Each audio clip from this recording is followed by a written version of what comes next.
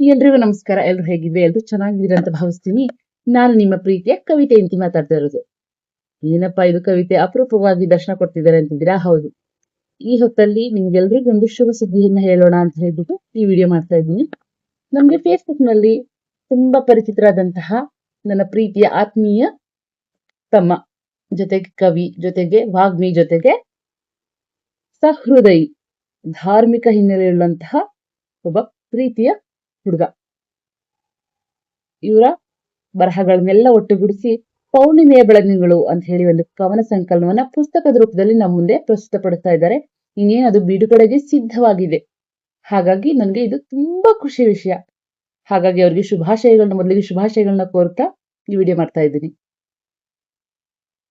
ಜಯಂತ್ ಪುಸ್ತಕ ಉನ್ನತ ಮಟ್ಟದಲ್ಲಿ ಯಶಸ್ವಿಯಾಗ್ಲಿ, ಬಿಡುಗಡೆಗೊಂಡು ಎಲ್ಲ ಕನ್ನಡದ ಮನೆಗಳನ್ನ ತಲುಪಲಿ, ಎಲ್ಲ ಸಾಹಿತ್ಯಾಸಕ್ತರ ಹೃದಯಗಳನ್ನ ತಟ್ಟಲಿ, ಮತ್ತಷ್ಟು ಮರುಮುದ್ರಣಗೊಳ್ಳಲಿ ಅಂತ ಹೇಳಿ ಈ ಸಮಯದಲ್ಲಿ ನಾನು ನಿನ್ನ ಪ್ರೀತಿ ಅಕ್ಕನಾಗಿ ಶುಭಾಶಯಗಳನ್ನ ಕೋರ್ತಾ ಇದ್ದೀನಿ. ಆ ಹೆಸರು ತುಂಬಾ ಚೆನ್ನಾಗಿದೆ, ಪೌರ್ಣಿಮೆಯ ಬೆಳದಿಂಗಳು. ಹುಣ್ಣಿಮೆಯಲ್ಲಿ ಆ ಬೆಳದಿಂಗಳು ನೋಡೋಕೆ ಒಂಥರ ಚಂದ. ಅದರಲ್ಲಿ ನಿನ್ನ ಕವನ ಸಂಕಲನಗಳನ್ನ ಓದೋಕೆ ಮತ್ತಷ್ಟು ಚಂದವಾಗಿರುತ್ತೆ ಅಂತ ಹೇಳಿ ಆಶಿಸ್ತಾ ಈಗೊಂದು ಕವನವನ್ನ ಅವ್ರದೇ ಬರಹವನ್ನ ಓದೋಕೆ ಇಷ್ಟಪಡ್ತೀನಿ. ಪೌರ್ಣಿಮೆಯ ರಾತ್ರಿಯಲ್ಲಿ ಬೆಳದಿಂಗಳ ಕರೆಯೋಲೆ. ಪೌರ್ಣಿಮೆಯ ರಾತ್ರಿಯಲ್ಲಿ ಬೆಳದಿಂಗಳ ಕರೆಯೋಲೆ, ನಾಚಿಕೆಯ ಸರಮಾಲೆ, ನಲ್ಮೆಯ ಪಡಸಾಲೆ, ಸಂಬಂಧಗಳಿಂದ ತುಂಬಿತ್ತು, ಬಾಂಧವ್ಯದ ಕೈತುತ್ತನ್ನು ನೀಡುತ್ತಿತ್ತು.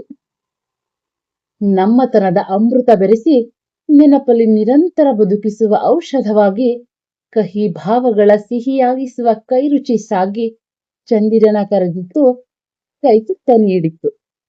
ಚಂದಿರನ ಕರೆದಿತ್ತು, ಕೈತುತ್ತ ನೀಡಿತ್ತು, ಸೋಮನ ಕಣ್ಣು ತುಂಬಿತ್ತು, ಬಾಂಧವ್ಯದ ಬೆಳಕದ ಮುಂದೆ ಬೆಳದಿಂಗಳು ಮಂದವಾಗಿತ್ತು.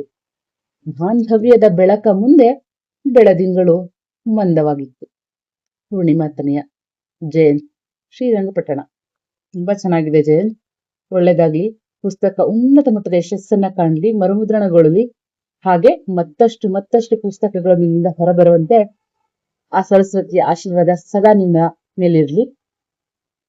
ಅಕ್ಕನ್ ಮರಿಬೇಡಿ. ಬಾಯ್. ಧನ್ಯವಾದಗಳು ಎಲ್ರಿಗೂ.